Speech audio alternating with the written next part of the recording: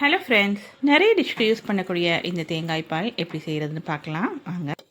நான் இன்றைக்கி முழுசாக ஒரு தேங்காய் துருவி வச்சுருக்கிறேன். இதை மிக்ஸி ஜாரில் சேர்த்துடலாம். தண்ணீரை மிதமான சூடு பண்ணிக்கோங்க. தேங்காய் துருவல் முழுகிற அளவுக்கு இந்த வெது வெதுப்பான தண்ணீரை இதோட சேர்த்துக்கோங்க. ரொம்ப மையாக அரைக்க தேவையில்லை. இப்போ மிக்ஸி ஜாரை ஓப்பன் பண்ணி நல்லா வடிகட்டிக்கோங்க. இதுதான் ஃபஸ்ட்டு பால். நல்லா இந்த மாதிரி கரண்டி வச்சு அழுத்தி அழுத்தி வடிகட்டிக்கோங்க. இது ஃபஸ்ட்டு தேங்காய் பால் நல்லா திக்காகவும் நல்லா ஃபேட் ரிச்சாகவும் இருக்கும். இப்போ இந்த தேங்காய் சக்கையை திரும்ப மிக்ஸி ஜாரில் சேர்த்து மூழ்கிற அளவுக்கு வெது வெதுப்பான தண்ணீர் சேர்த்து அரைச்சிக்கோங்க. அரைச்சிட்டு வடிகட்டிடுங்க. இதுதான் ரெண்டாவது பால். இதே மாதிரி மூணாவது தேங்காய் பாலையும் எடுத்துக்கலாம். மூணாவது தேங்காய் பால் நல்லாவே தண்ணியாக இருக்கும். இந்த தேங்காய் பாலை நீங்கள் ஆப்பத்து கூட இடியாப்பத்து கூட சேர்த்து சாப்பிட்டா சூப்பராக இருக்கும்.